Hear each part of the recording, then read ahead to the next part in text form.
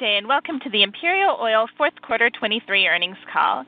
Today's conference is being recorded.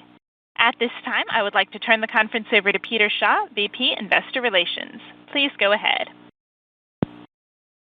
Good morning, everybody. Welcome to our fourth quarter earnings conference call. I'm joined this morning by Imperial's senior management team, including Brad Corson, Chairman, President, and CEO, Dan Lyons, Senior Vice President, Finance and Administration, Sherry Evers, Senior Vice President of Sustainability, Commercial Development, and Product Solutions, and Simon Younger, Senior Vice President of the Upstream. Today's comments include reference to non-GAAP financial measures. The definitions and reconciliations of these measures can be found in Attachment 6 of our most recent press release and are available on our website with the link to this conference call. Today's comments may also contain forward-looking information. Any forward-looking information is not a guarantee of future performance and actual future performance, and operating results can vary materially depending on the number of factors and assumptions. Forward-looking information and the risk factors and assumptions are described in further detail on our fourth quarter earnings release that we issued this morning, as well as our most recent Form 10-K. All these documents are available on SEDAR+, EDGAR, and our website, so I'd ask you to refer to those. Brad is going to start this morning with some opening remarks and then hand it over to Dan, who's going to provide a financial update, and then Brad will provide an operations update. Once that is done, we will follow with a Q&A session. So with that, I will turn it over to Brad for his opening remarks. Thank you, Peter. Good morning, everybody, and welcome to our fourth quarter earnings call. I hope everyone's doing well and your new year is off to a good start. Today, I'm pleased to report that Imperial delivered another very strong quarter, capping off a very strong year for the company. Kearl continued to deliver excellent production results and set many new records, and this performance drove higher upstream volumes. At the same time, our downstream business, with our structurally advantaged Canadian position, continued to capture significant value from wider crude discounts. It was a very solid quarter, and as we look to 2024, we feel very confident about the strategic plans we've laid out, as well as our operational capabilities to execute those plans and our ongoing ability to generate value for our shareholders. I hope you see a reflection of our confidence in the dividend increase we've just announced today. Reflecting on the entire year, I'm very pleased with Imperial's performance across 2023. Specifically, we continue to have safe and reliable operations across all our assets. We had strong execution of all our planned turnaround activity and continued focus on reducing operating costs. We took action to implement measures to address the environmental incidents at Kearl, including expanding our monitoring and enhancing our engagements with local communities. And throughout the year, we maintained our capital discipline as we advanced high-return growth projects such as the Strathcona Renewable Diesel Project and the Grand Rapids Phase 1 project, both of which remain on track. And for shareholders, we delivered another outstanding year of returns. So over the next few minutes, Dan and I will detail the results of this very strong quarter.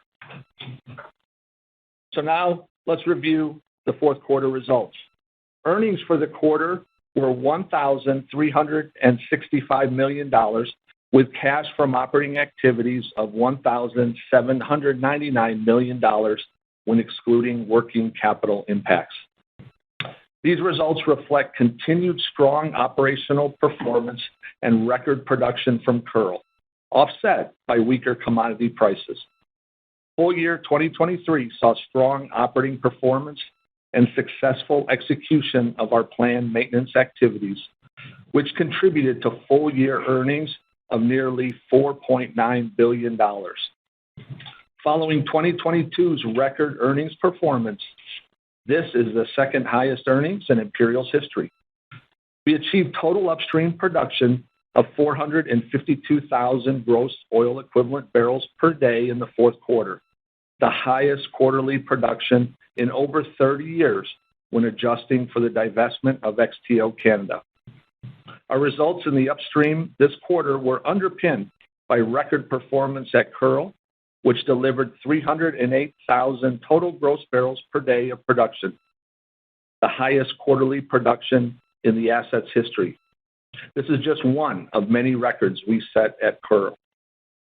I'll talk about each asset in more detail in a few minutes. In the downstream, we continue to see strong operating performance. Refining throughput averaged 407,000 barrels per day, which equates to a refinery utilization in the quarter of 94%, inclusive of the planned turnaround in Sarnia, which began in mid-September and was safely completed ahead of schedule and below budget by the end of October. This is especially notable because the joint refinery and chemical plant turnaround was the largest turnaround ever undertaken by our Sarnia site in terms of scope, workforce size, and total spend.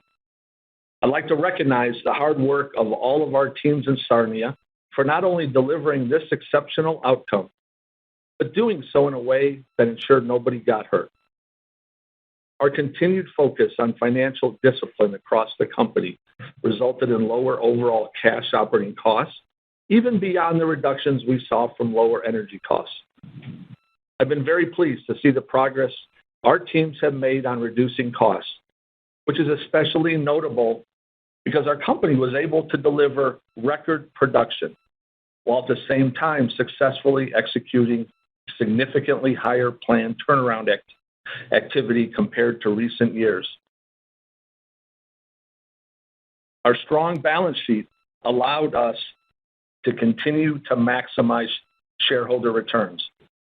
We completed our annual NCIB, or normal course issuer bid, on an accelerated basis by mid-October, and then successfully executed our third SIB, or substantial issuer bid, in 2 years, returning another $1.5 billion of cash to our shareholders in December.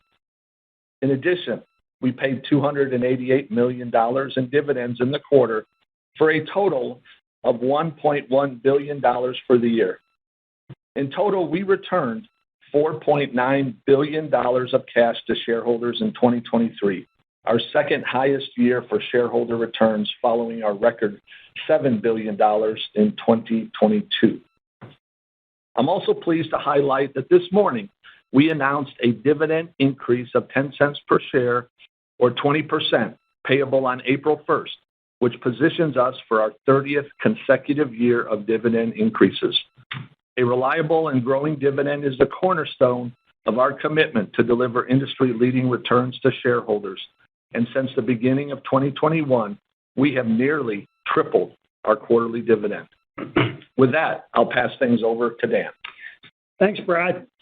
Starting with financial results for the full year, we recorded net income of $4,889 million, a decrease of $2,451 million from 2022, reflecting lower realizations in the upstream, lower margins in the downstream, higher turnaround activity, and the absence of the gain realized on the sale of XTO in 2022.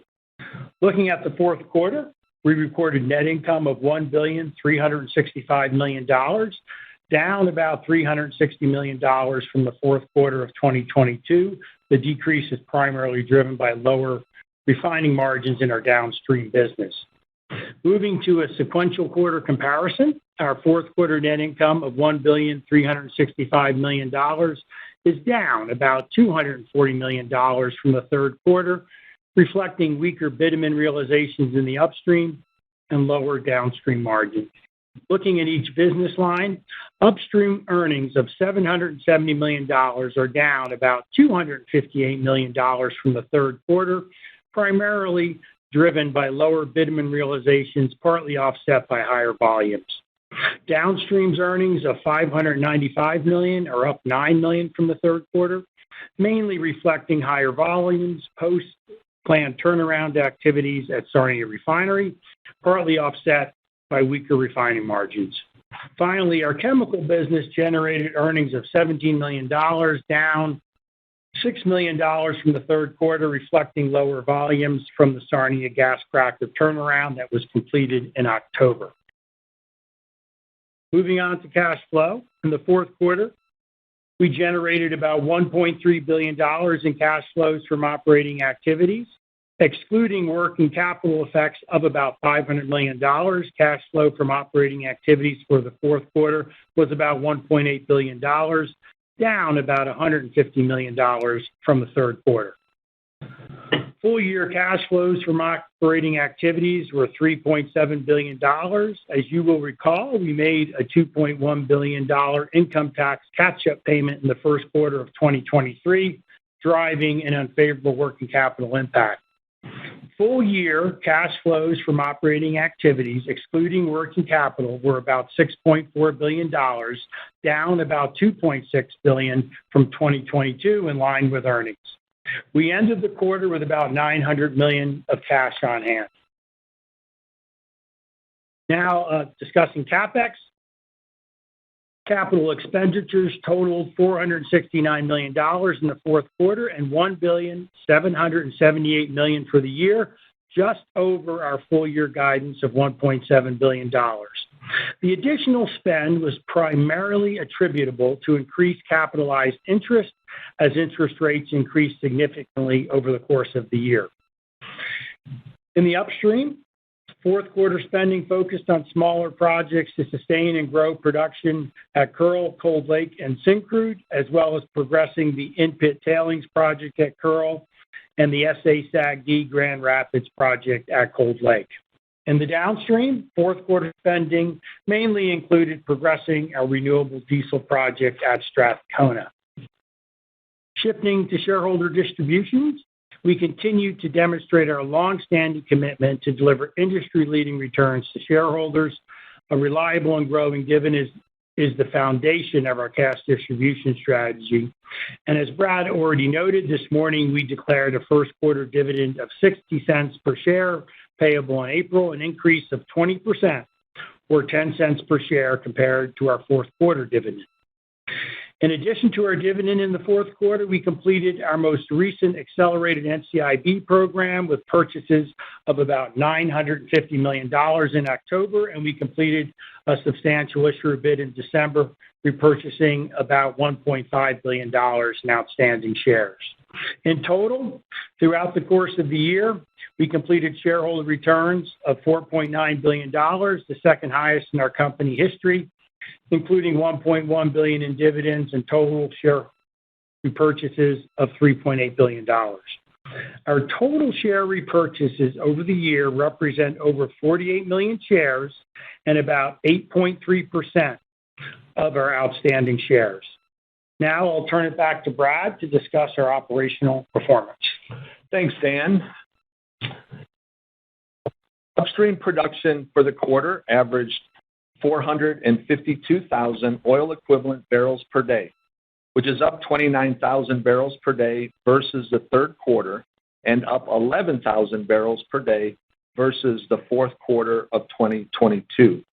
As I mentioned earlier, this is the highest quarterly production in over 30 years when adjusting for the divestment of XTO Canada.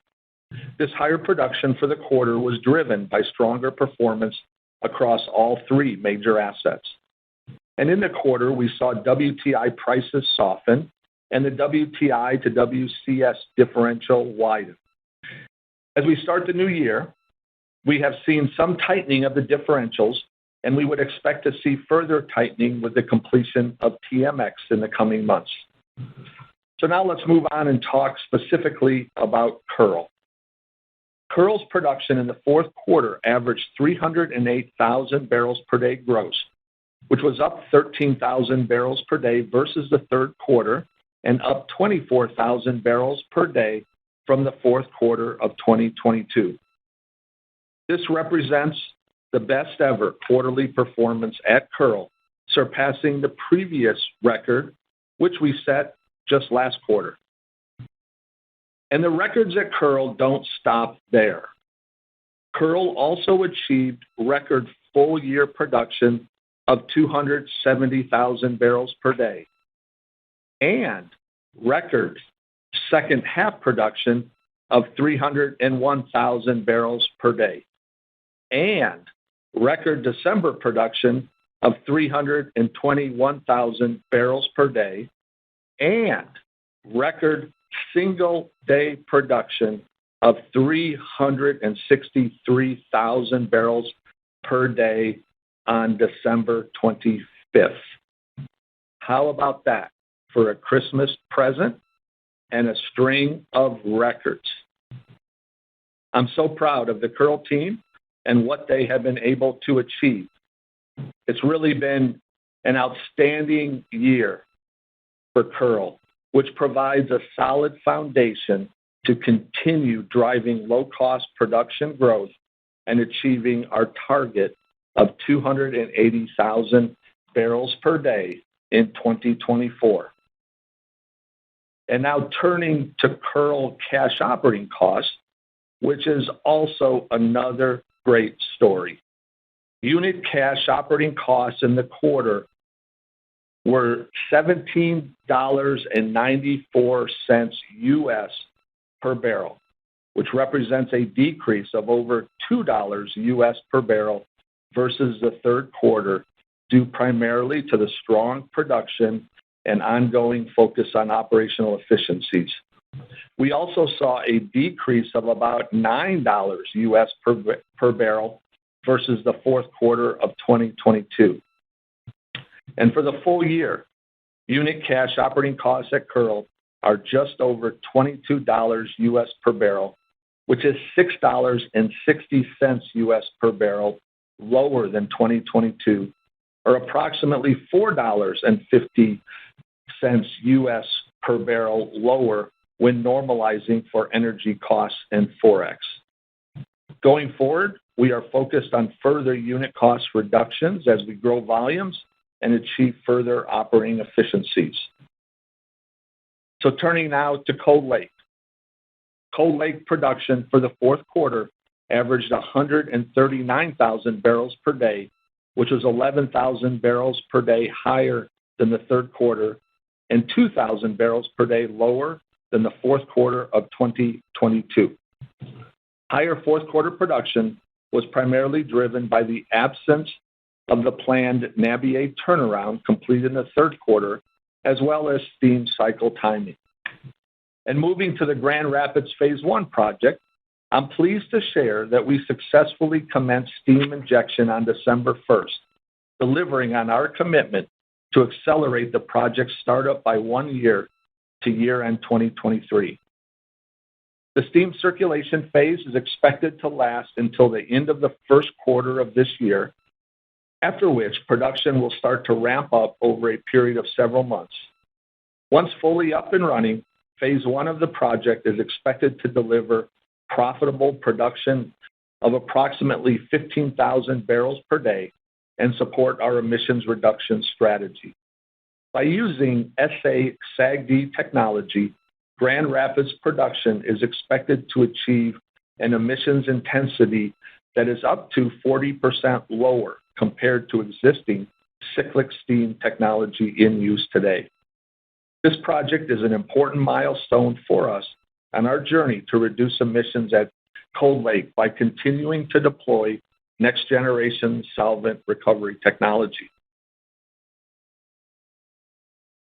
I'd also like to take the opportunity to provide a brief update on our Lemming redevelopment project.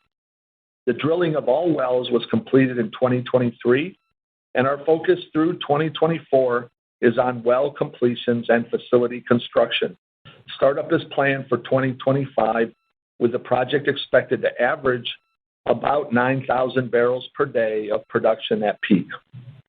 Lemming will use SAGD technology, and similar to Grand Rapids, we expect to be able to achieve an emissions intensity that is up to 35% lower than existing cyclic steam technology. And now a few comments on Syncrude. Imperial's share of Syncrude production for the quarter averaged 85,000 barrels per day, which is up 10,000 barrels per day versus the third quarter and down 2,000 barrels per day versus the fourth quarter of 2022. Higher production in the fourth quarter was due to early completion of the fall planned turnaround by about a week, as well as favorable mining conditions and strong upgrader utilization. Throughout 2023, the interconnect pipeline continued to add value by enabling incremental production of Syncrude Sweet Premium from imported bitumen, helping to maintain high upgrader utilization rates and resulting in the highest ever full-year shipments of SSP in the joint venture's history. So now let's move on and talk about the downstream. In the fourth quarter, we refined an average of 407,000 barrels per day, which was down 9,000 barrels a day versus the third quarter and down 26,000 barrels per day versus the fourth quarter of 2022, reflecting a utilization of 94%. As I noted in my opening remarks, we completed the largest turnaround in Sarnia site history at the end of October, below budget and ahead of schedule. And all three of our refineries delivered very high utilization in the final months of the year. In addition to high utilization, the refining business benefited from advantaged crude pricing across heavies, lights, and synthetics, contributing to strong value capture in the quarter. For the full year, our refineries achieved 94% utilization, which was the high end of our annual guidance, and we saw all our refineries achieve various full-year production records, including record gasoline, jet, and distillate production at Sarnia, record diesel production at Nanticoke, and record paving asphalt production at Strathcona, among many other production and process records. At our Strathcona refinery, we continue to advance our renewable diesel project, and as we finish the year, most of the underground infrastructure has been completed, and the above-ground tankage is also nearing completion at this point. We continue to progress towards a planned startup in 2025. Petroleum product sales in the quarter were 476,000 barrels per day, which is down 2,000 barrels per day versus the third quarter, and down 11,000 barrels per day versus the fourth quarter of 2022. We continue to see gasoline demand around 99 to 95% of historical levels and jet at about 110% of historical levels. Specifically, jet demand was supported by strong sales into Toronto's Pearson Airport.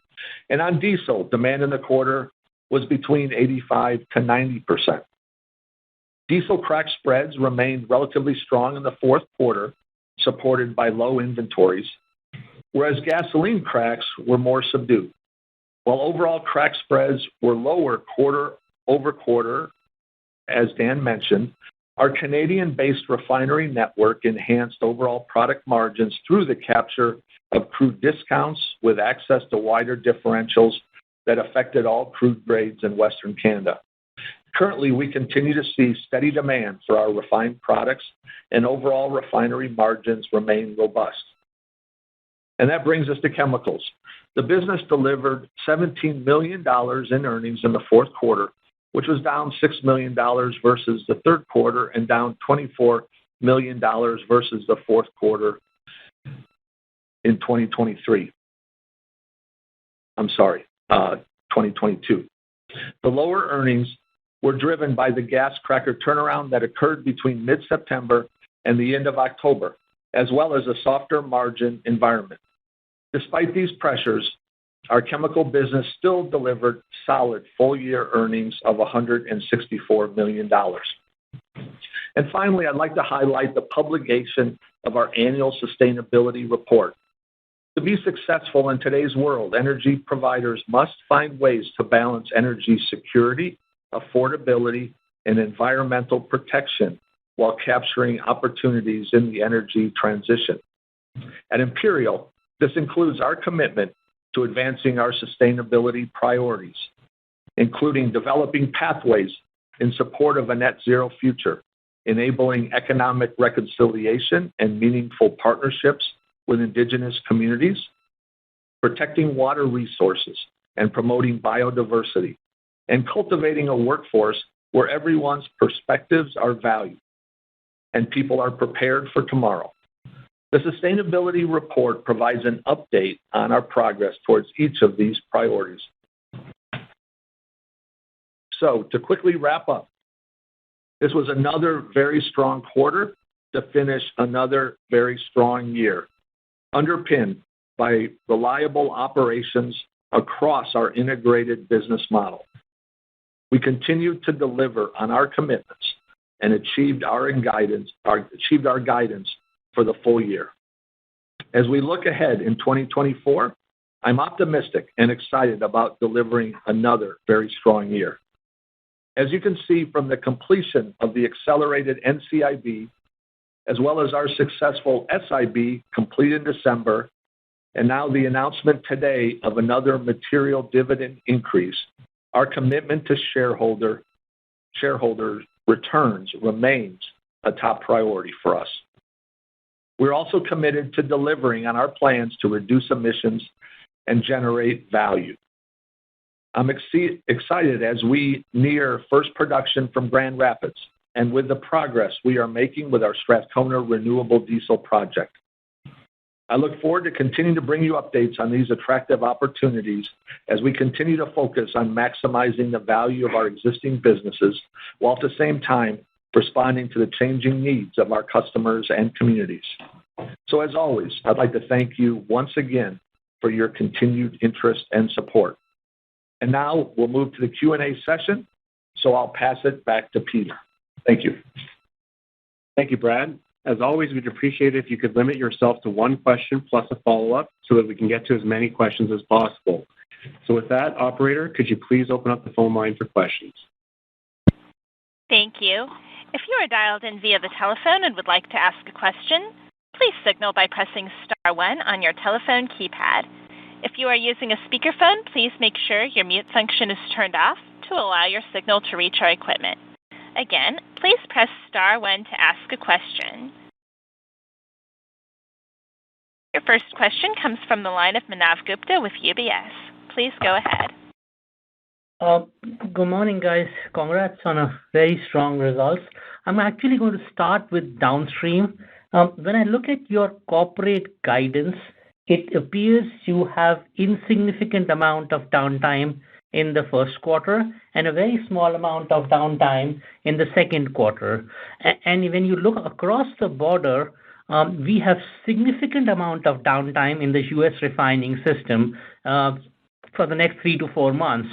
So I'm trying to understand, if you're running hard and cracks are good and across the border people are not running hard, does that set you up extremely well for the first half of 2024 as it relates to refining? Yeah, thanks for the question, Manav. Yeah, certainly as we look, to the first quarter, the first half of the year, we're encouraged by all of the key fundamentals, including the ones that you mentioned.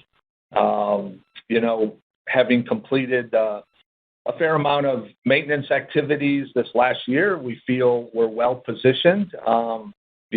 As we move into this year, our business, as you know, is well integrated. We're well connected to the market with strong infrastructure, and all that positions us to take full advantage of valued feedstocks, lower crude prices. We expect high reliability. We expect to capture high value product margins in the market. Put all that together, and it's a strong formula for success. So thanks for that question. Perfect. My quick follow-up on Curl, and congrats on getting that cost below 20. You promised people you'll do it, and the results are very impressive. My question here is, your guidance for 2024 is 275 to 285. Based on the kind of records you talked about earlier in the call, should we naturally think of this as more of as a 285 versus the 275? So just trying to understand if top end of guidance is making more sense given the records you're setting at Curl. Well, thanks for your confidence in us. And, like you, I have great confidence in the Curl team. And, as noted, with so many records, they continue to outperform and excel. And, that positions us quite well to deliver on, what's been a long-term objective and commitment around 280,000 barrels a day. So I have high confidence that we'll achieve 280,000 barrels a day. Certainly, there is the potential that we will achieve more, and that's reflected in the higher end of our guidance. And so we're working towards that every day. We're early in the year, but I'll also tell you we're off to a good start in January. Let's continue to deliver strong results. We'll continue to talk about the potential for even higher volumes, not just in this year, but as we look to the future. Thank you. Thank you so much for taking my questions. Your next question comes from the line of Greg Pardy with RBC Capital Markets. Please go ahead. Thanks. Hey, great results, again, and it's becoming just consistently you're putting up big numbers across the board. I wanted to dig in a little bit, Brad, to the record set in the fourth quarter and then in December, and I'm trying to want to understand what were the factors that supported that. I mean, obviously we know weather conditions were extremely warm, at least from what I understand and so forth. So we've seen big numbers elsewhere. What was sort of the special sauce maybe of getting to the 363 or the 321 in December? Yeah, Greg, thanks for acknowledging our super strong results and the consistency of those results. And thanks for your question on Curl. In terms of secret sauce, I think it really comes more down to a lot of fundamentals. We have continued to improve the reliability of that operation, for several months and even years now. We continue to focus on, all of the contributing factors to maximize production, which go all the way back to mine performance, the productivity in the mine. Certainly weather was a positive factor for us as it allows, full productivity in the mine. Certainly our autonomous haul fleet is contributing to that. We have the benefit of mining some, high quality ore grade. And then, so all that, ensures the front end is fully loaded. And then, we're managing that through the crushers. And then when we get to the plant, we're seeing very high reliability there. So, it's a combination of a lot of factors. And, actually, if there is a secret sauce, I'd say it's our people at Curl that are, hyper-focused on delivering these sort of results. And they're very, excited and motivated to continue to set these records. They're extremely proud of what they're doing there, and we're quite proud of them. Okay. No, thanks for that, Brad. The second one is I've asked it before, but I think it was considered proprietary. But I'm just curious, are you a shipper on Trans Mountain? And maybe if the answer is we're not telling you, can you perhaps just kind of walk us through how you see sort of TMX, impacting the business top to bottom? Yeah, thanks for the question. I don't think we view it as proprietary whether we're a shipper or not. I'm happy to tell you that we are a shipper on TMX. What's normally viewed as proprietary is the volumes that we plan to ship, in terms of total volume split between crude and products. So I won't get into those details with you. I will tell you, though, that, relative to other shippers, we're relatively minor in terms of the capacity reservations that we've made on the system. We are quite excited about the startup of TMX, we view as imminent and targeting sometime in the second quarter. Of course, there was recent news the beginning of this week about, some delays, but we're still very optimistic that system will start up in the second quarter.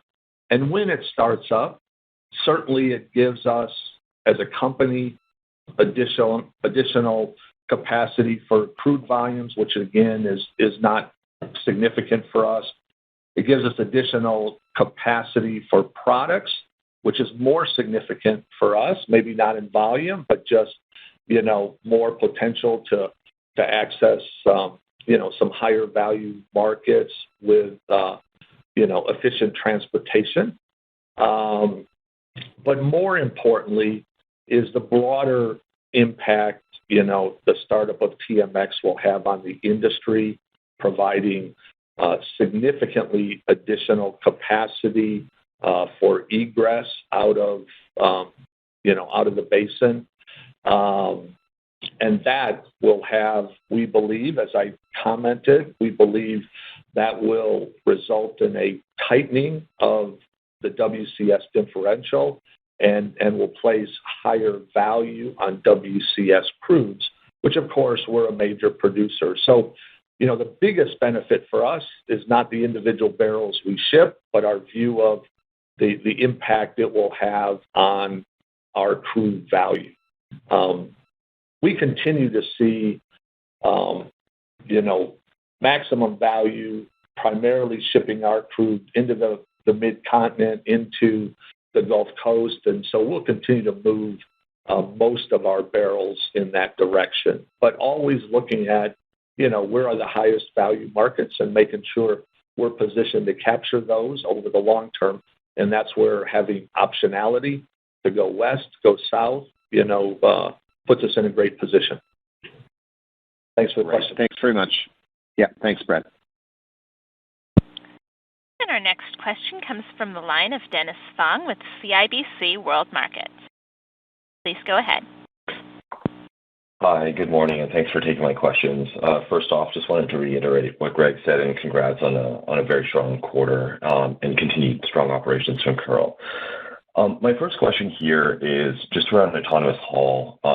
You indicated last quarter that you had completed the installation and the startup of autonomous operations at Carl. I just was hoping to pick your brain on any potential takeaways that you've seen now that you have over a quarter of runtime from the fleet and where you think you are in terms of further optimization. Yeah, thanks for the question. I mean, we're quite excited about the value that this is bringing to our business. And as you noted, we've now 100% autonomous in the mine with our heavy haul trucks, total of 81 trucks. And, we are seeing kind of that transition, the use of autonomous or driverless trucks as delivering all of the value that we expected in terms of lower unit operating costs by around $1 per barrel. We see increased, safety and reduced safety risk because of, fewer human-machine interfaces. And we're seeing increased productivity as well. And so, there is no doubt that having that autonomous haul fleet has contributed materially to our ability to achieve these record volumes as well as significant improvement in operating costs. And we're still, I think, kind of realizing the full potential of that because, it's only been in the last quarter or so that we've completed that, full conversion.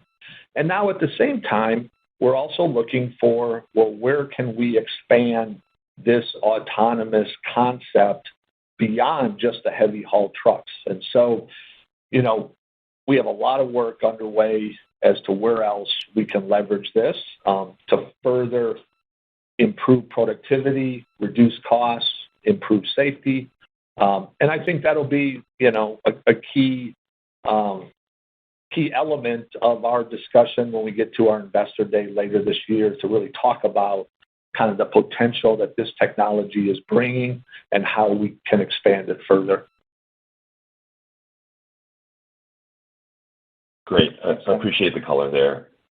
My second question, kind of continuing on with Curl there, is you've shown very strong production, and you've discussed opportunities to potentially continuously or at least average maybe 300,000 barrels a day sometime in the future. Can you talk towards some of the secondary recovery initiatives as well as the mine optimization opportunities that help kind of drive you to that 300,000 barrels a day, and where are you at with respect to the engineering and the development of those next steps?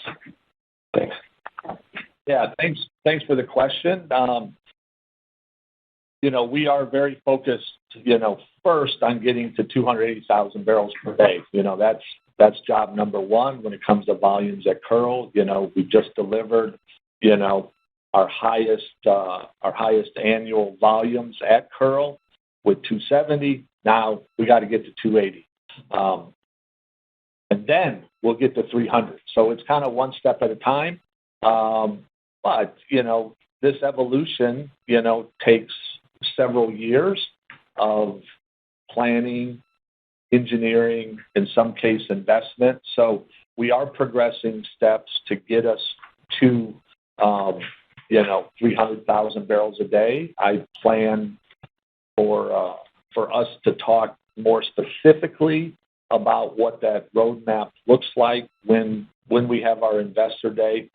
But certainly, we're focused on, what are the next steps in reliability? What are the next steps in optimizations around turnaround durations?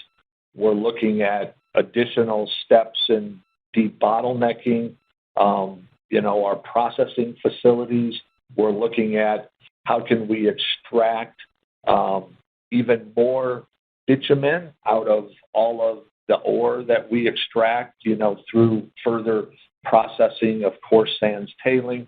And so, it is a whole suite of activities. We talked about flotation column cells.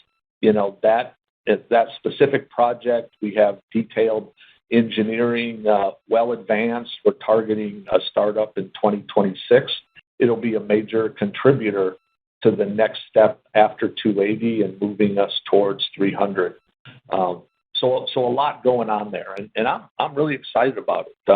Because again, I think when you look at what we've achieved in the second half of the year, what we've achieved in the fourth quarter, certainly monthly and daily records, it continues to demonstrate just the potential that we have with this asset. Now, again, the challenge is to link together, all of those records over, an entire year, right? And a significant driver still in our overall production for the year is the annual turnaround. And so, we have to not only achieve those sort of records, but then we have to offset kind of any planned maintenance, a turnaround or other planned maintenance over the course of the year. But I have confidence we'll get there. So thanks for that question. No, appreciate it. I'll turn it back. Your next question comes from the line of Doug Leggett with Bank of America. Please go ahead. Thanks. Good morning, everyone. Good morning, Brad. I don't know if you've looked at your share price this morning, but this dividend bump, we continue to believe that is a huge mechanism for market recognition of value. So congratulations on that decision. My question is where do you think your dividend burden needs to be to have a competitive yield versus your peers? Yeah, thanks for your recognition of our dividend strategy, the impact it's having. And yes, I can assure you, I've looked at my share price today. I look at it every day, as I expect. And we're quite pleased with the market receptivity to the board's decision to raise our dividend. Maybe I'll give Dan a chance to make some comments about our dividend strategy. First, I think you can see the consistency of our strategy with continuing to raise that dividend now for 30 years, and you can see the materiality of those increases for the last few years, obviously underpinned by our strong performance. Dan, talk about the future. Yeah, hey, Doug, thanks for acknowledging the dividend. I know you're a dividend growth lover from our prior conversations, so we always listen to you. But, as we've said, the dividend, a reliable and growing dividend and competitive dividend is sort of the foundation of our shareholder return strategy. And, if you look over the last number of years, our compound annual growth rate is very competitive and above most of our peers. So we continue to be focused on growing our dividend, but for us, it's really critical that it's sustainable. And so as we look out into the future and look at relatively conservative assumptions, we look at that kind of analysis. We look at our competitors what they're doing, and that drives our recommendations to the board and ultimately the board's action. So it's certainly an area of focus for us.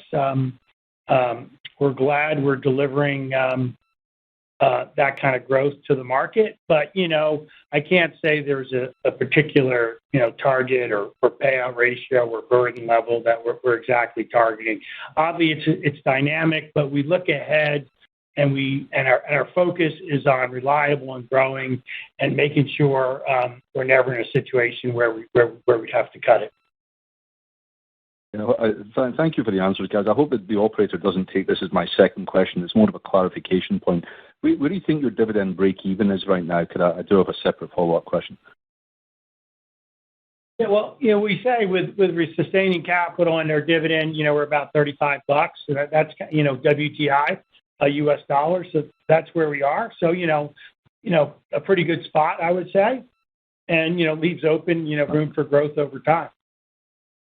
Terrific. Thank you. My follow-up is actually on Carol, but a slightly different question.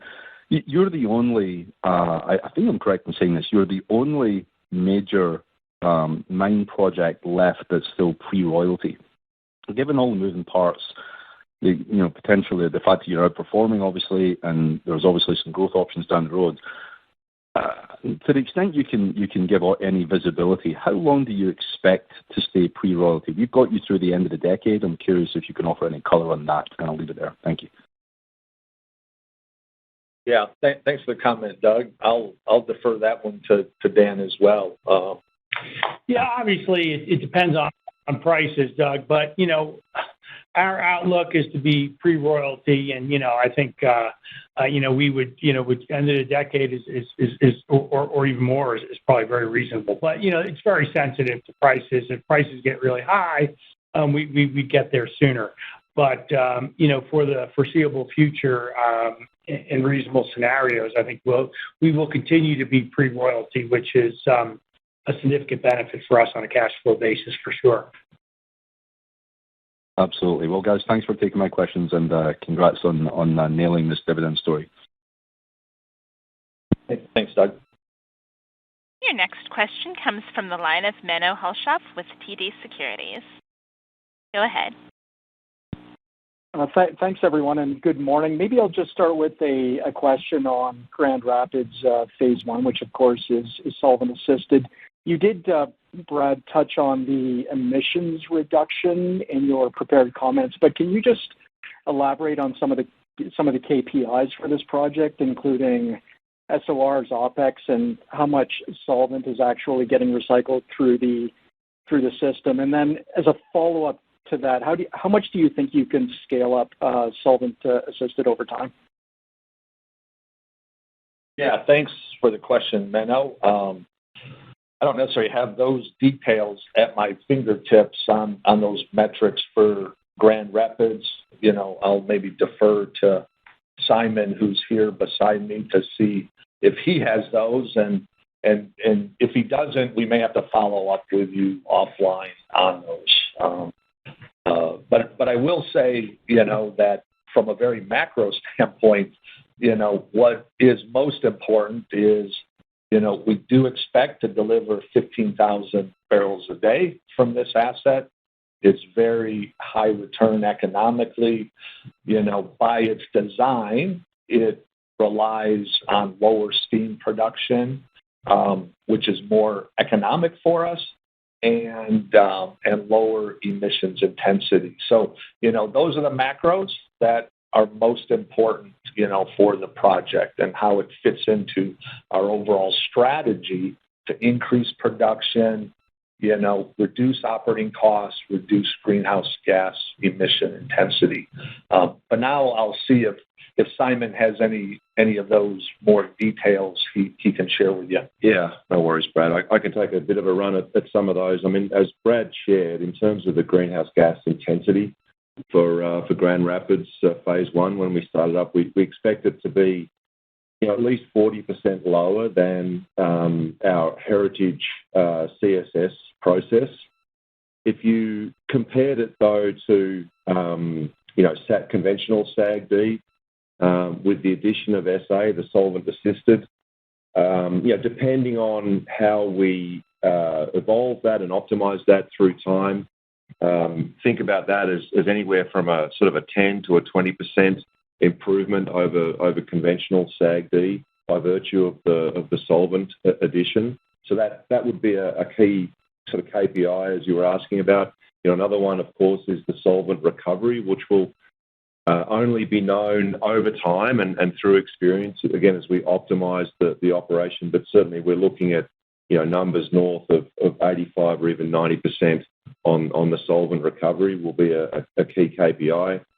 You mentioned unit cost. I think if you look across industry at the most competitive SAGD operations, sort of as low as $10 a barrel, I'd certainly expect us to be targeting that and even improving on that.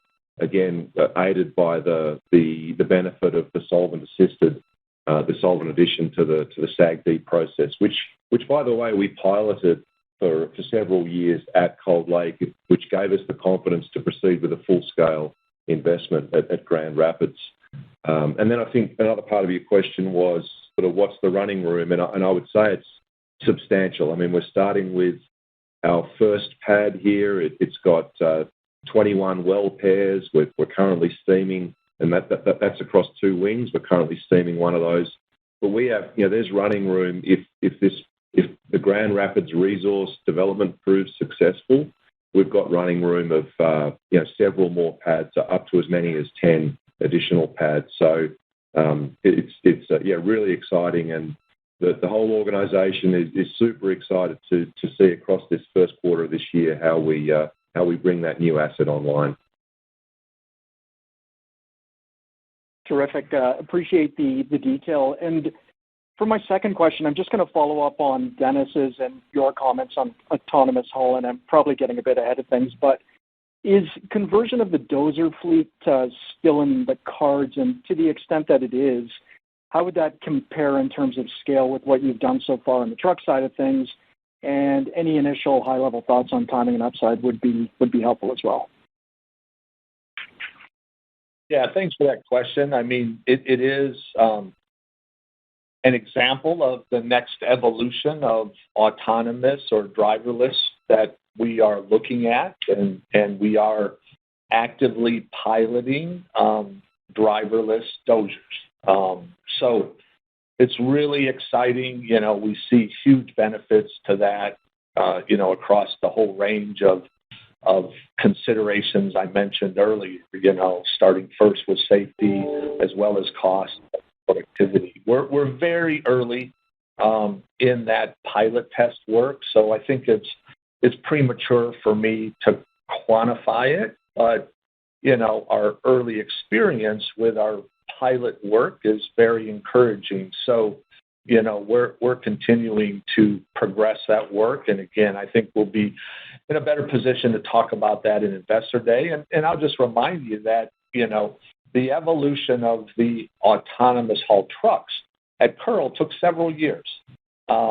and so I would anticipate as we look at, expanding that technology and approach to other pieces of equipment, it takes time because we obviously want to make sure that not only we get the full benefit, but that, we are in no way compromising the safety of the operation. So stay tuned, more to come. Thanks, Brad. I'll turn it back. Thanks. Your next Thank you. Your next question comes from the line of Patrick O'Rourke with ATB Capital Markets. Please go ahead. Oh, hey guys.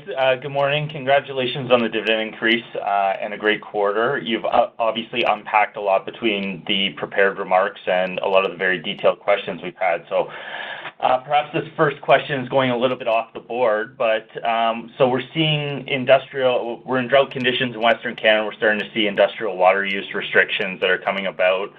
Are there sort of any commercial risks to your business, and how are you preparing for those going forward here in 2024? Yeah, thanks for the question. And I mean, you're right. It's not something we maybe normally talk about or get questions on, but it's not off the board for us because, we take water consumption very seriously in all of our operations. We have a long history of continuing to reduce water consumption. And so that's a priority for us. In fact, when you look at both Kearl and Cold Lake, our two primary water users, those teams have made exceptional progress towards reducing water usage in the range of 30 to 40% reductions since 2020. And that comes through, the result of increased recycling as well as reduced consumption. And so, I'm quite pleased with that. I think, as we look to risk of drought and impacts that has on water supply, we're going to continue to have to manage, that carefully. For Kearl, our primary source of water, of course, is the Athabasca River. We have agreements in place for the implications of reduced water availability and how we manage that. And similarly with Cold Lake, which is the primary source of our water for our Cold Lake operations. We have agreements in place there, for low water levels. And so I have no concerns with respect to our operations, but it is something, we manage quite carefully and something we're very diligent about. And obviously more broadly, we want to make sure we are contributing in a positive way to sustainability when it comes to water use, especially in drought conditions. Okay, great. And then my second question here, there's no sort of formal update on pathways in the release, although you did touch on it a little bit. Are you able to, provide a bit of an update on the project where you stand here? Because I think from yourselves and some of the partners, there had been discussion about, especially with the long lead items being on pretty short cycle in terms of timeframes, in terms of meeting decisions in order to get the project on and meet some of the 2030 timeframes that have been in place. Yeah, thanks for the question, and I'm glad I have an opportunity to comment on pathways because there is a lot of activity underway, and it often doesn't get publicized, doesn't get maybe external recognition, but to maybe just summarize it a bit, I would characterize as two main kind of streams of work activity. The first is kind of the ongoing engagement with the government, both federal and provincial, regarding all of the fiscal support and regulatory certainty that is required to underpin these, significant investments. And so those discussions continue. You're obviously aware of the 50% investment tax credit offered by the federal government. More recently, the Alberta province has announced a 12%, support for projects like this. And there's, the discussions are continuing around further support that's needed and all the details that go around that. But equally important is another big work stream around progressing the physical aspects of the project. So there's significant engineering and design work underway, both regarding the main pipeline, as well as individual companies are working on their own capture projects, which all will feed into that pipeline. We're working on environmental field work and studies that are integral to the permitting of the pipeline. There's significant community engagement and Indigenous consultation underway, where the front-end engineering and design, the feed work, as we refer to it, for the 400-kilometer CO2 pipeline is now more than 50% complete. And, that positions us to ultimately order the line pipe, once we have all the fiscal support in place from the government. And we're also working on a major kind of regulatory application related to kind of the whole CO2 transportation network, but also the storage hub. And that's an important part of this project as well. So a lot of activities underway. Our Pathways team, including the CEOs, are meeting on a weekly basis.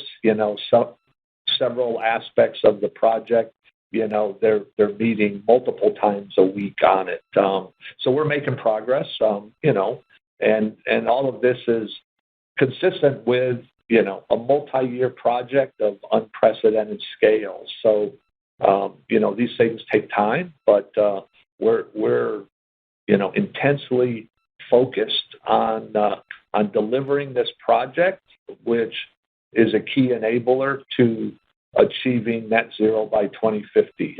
And all of our member companies have, their own interim targets, and for Imperial, in addition to net zero, we've also announced a target of 30% reduction in greenhouse gas intensity for our oil sands by 2030. So we're all focused on those interim targets as well.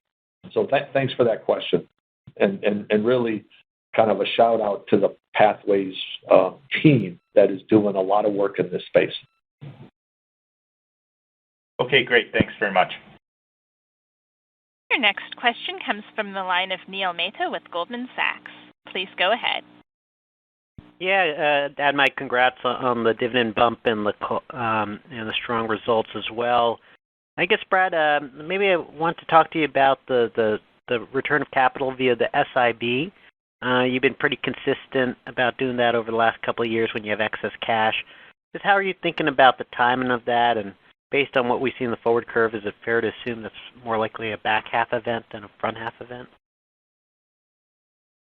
Yeah, thanks for the question. As we talked on many calls and other occasions, returning surplus cash to our shareholders is core to our strategy. It's a key priority for us, and that return of cash, starts with the dividend and ensuring that is not just reliable, but also growing. And obviously you've seen the decision we've taken on that today.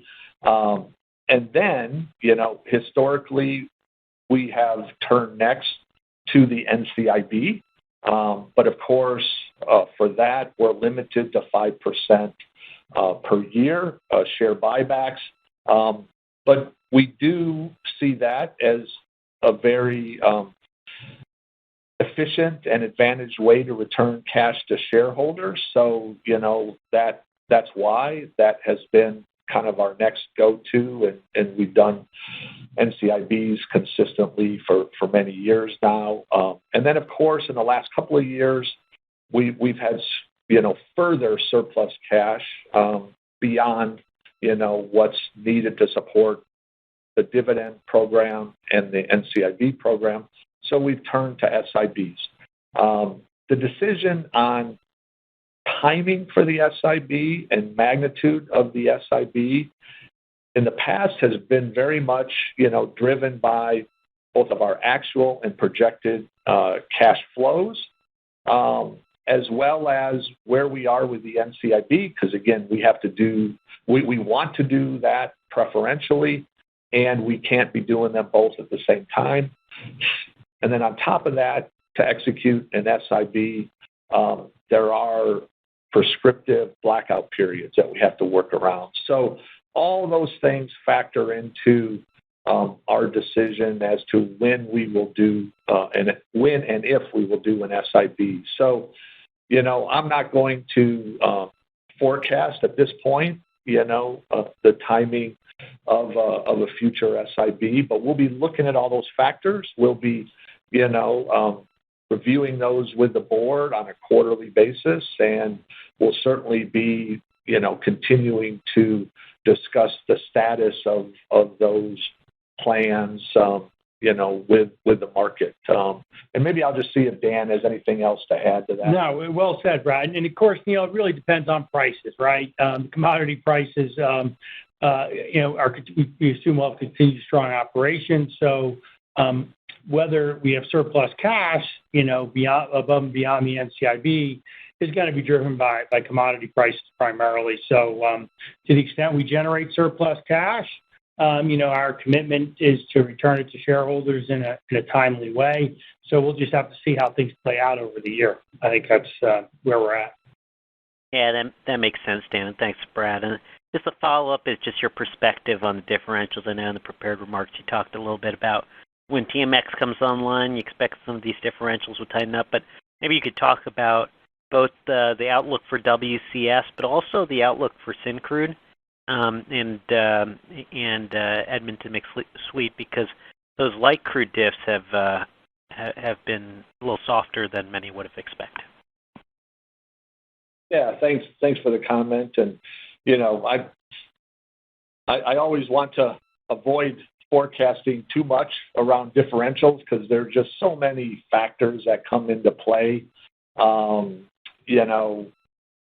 I made the comment around TMX because there is kind of a major structural shift that's about to occur when you bring that much additional capacity onto the system. That I think will have a structural impact on heavies. I think there will be, if you will, kind of a carryover impact on light differentials as well, and so we will see likely some tightening of those as well.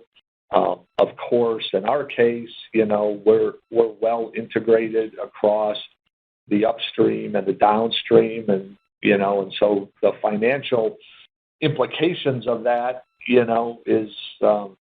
is muted, if you will, in our company relative to others. When we see, extremely strong pricing in the upstream, certainly there's a bit of a hit in the downstream, but the net of that is positive for us, and we would expect that to continue. And I guess the same with Syncrude and SSP. It's obviously a bit unusual that that's currently trading at a discount to WTI. It normally trades more at a premium. And I think longer term, there's a few short-term things in the market, I think, that are driving that longer term. I think we would expect it to settle in at a premium over WTI like it's been historically. So, that's probably the most I could say, kind of, again, given the normal volatility and uncertainty in the market. Yeah, that's great. Thanks, Brad. This concludes today's question and answer session. I would now like to turn the call back to Peter Shaw, VP of Investor Relations, for any additional or closing remarks. Thank you. And so on behalf of the management team, I would like to thank everyone for joining us this morning. If there are further questions, please don't hesitate to reach out to anybody on the Investor Relations team, and we'll be happy to answer your questions. And with that, thank you very much and have a great day.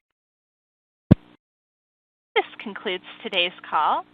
Thank you for your participation, and you may now disconnect.